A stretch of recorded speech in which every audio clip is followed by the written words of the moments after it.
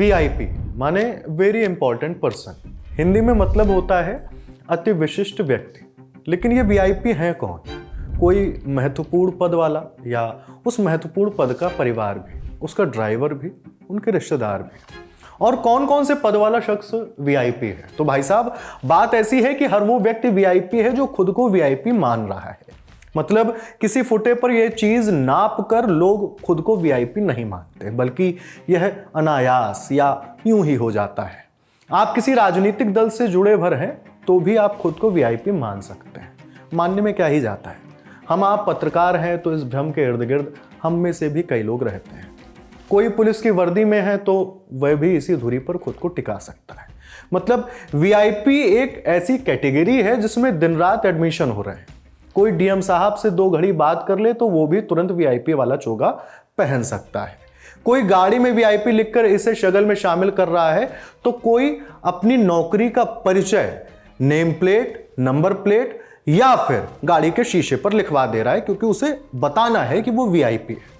मुझे वीआईपी की एक परिभाषा बहुत सधी हुई लगती है। वो जो आम तो है पर उसने बिल्ले लगा रखे हैं कुछ होने के या किसी का जानकार होने के, कुछ असाधारण होने की तख्तियां पकड़ रखी हैं। वो जिसे भीड़ के बीच बहुत अलग थलग दिखने की होड़ है, वो जो कतारों से नफरत करता है, शायद वही तो है वीआईपी। खैर, वीआईपी पर कितने ही शब्द खर्च करूं अपर्याप्त लगेगा। यह बात उल्हानों सी क्यों लग रही है, अब उसकी वजह बताता हूं। महाकुंभ में मौनी अमावस्या की रोज भगदड़ की खबर आई। हमने देखी वो तस्वीरें जिनमें घायलों को उठाकर ले जाया जा रहा है, वो लोग भी जो रो रहे हैं, व्यवस्थाओं पर सवाल उठा रहे हैं। इस बीच हमने सुना महामंडलेश्वर प्रेमानंद पुरी का बयान भी। सवाल वीआईपी पर उठाया गया था। प्रशासन पूरी तरह फेल हो गया है, निकम्मा प्रशासन। सिर्फ तुष्टीकरण की नीति में ये प्रशासन लगा रहा कि कोई भी वीआईपी आए सिर्फ उसकी सेवा में लगा रहा। किसी भी व्यवस्था से कोई मतलब नहीं था। और जब 25 बार हम सारे अखाड़े मिलकर कह रहे थे कि सेना के हवाले इस कुंभ को कर दीजिए, हमारे देश में सेवाभावी लोगों की कमी नहीं है, अगर ये सेना के हवाले कुंभ हो जाता तो मुझे नहीं लगता कि इतना बड़ा हादसा होता। आरोप संगीन हैं। बाकी एक वीआईपी कह रहे हैं कि महाकुंभ में सभी बड़े नेताओं को वीआईपी रूट से ही ले जाया गया, आम रास्ते से नहीं। सुनिए। इतना ही कहना चाहूंगा, वीआईपी मूवमेंट से सभी जितने भी नेताओं को, जितने भी बड़े बड़े लोगों को सब वीआईपी मूवमेंट से ही ले जाया गया है। कोई भी साधारण रास्ते से नहीं गया है, साधारण रास्ते से कोई नहीं गया, सभी लोग वीआईपी रास्ते से ही गए हैं। और मैं इतना ही कहना चाहूंगा कि ये पूरी तरीके से एक इवेंट बना दिया। इवेंट का नतीजा है कि व्यवस्था नहीं कर पाए और पूरा ध्वस्त हो गया। और मैं समझता हूं कि इतना बड़ा हमारा सनातन का ये महापर्व आज पूरी तरीके से ध्वस्त हुआ। जिस नाते आप देख सकते हैं कि आज इतने लोगों की आज वहां मौत हुई, जाने गई हैं। ये पूरी तरीके से सरकार विफल है। और इनका कमिश्नर कह रहा है, कमिश्नर का बयान आपने देखा, वीडियोस देखे कि भगदड़ हो सकती है, इसलिए जल्दी उठकर नहा धो लीजिए, भगदड़ होने की संभावना है। इस नाते इनको मालूम था कि भगदड़ होगी, उसके बाद भी व्यवस्था नहीं रोक पाए। महाकुंभ में 29 जनवरी की रात भगदड़ हुई। उत्तर प्रदेश का प्रशासनिक अमला कह रहा है कि 30 लोगों की मौत हुई है। डीआईजी महाकुंभ वैभव कृष्ण क्या बोले हैं, सुनिए। महाकुंभ प्रयागराज में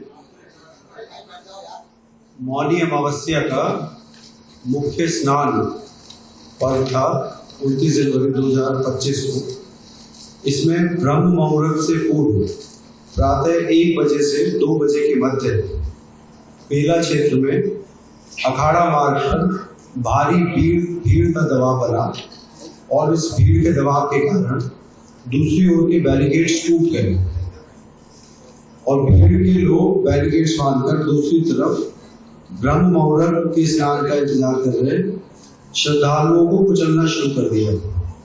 यद्यपि प्रशासन ने तत्काल राहत और बचाव कार्य करते हुए भीड़ कॉरिडोर बनाया और एम्बुलेंस के माध्यम से लगभग 90 घायलों को अस्पताल तक पहुंचाया, परंतु इसमें से दुर्भाग्यपूर्ण तरीके से 30 श्रद्धालुओं की दुखद मृत्यु हो गई है। 30 इनमें से 25 की पहचान हो चुकी है और शेष की शिनाख्त की जानी बाकी है। बात हमने वीआईपी को डिकोड करने के प्रयासों के साथ शुरू की थी।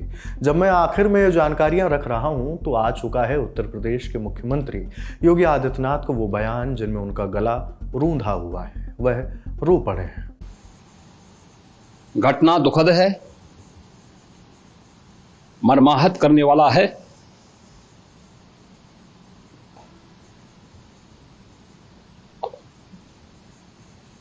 उन सभी परिजनों के प्रति हमारी पूरी संवेदना है। हम लोग रात्रि से ही लगातार प्रशासन के संपर्क में हैं। मेला प्राधिकरण, पुलिस प्रशासन, एनडीआरएफ, एसडीआरएफ,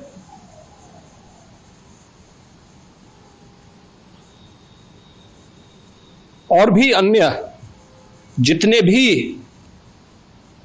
व्यवस्थाएं हो सकती थी उन सबको वहां पर तैनात किया गया है।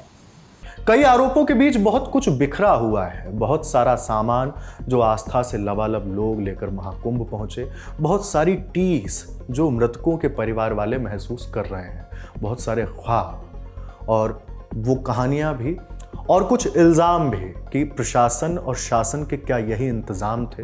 बाकी आप अपनी बातें हमें कमेंट बॉक्स में लिखकर जरूर बताइए।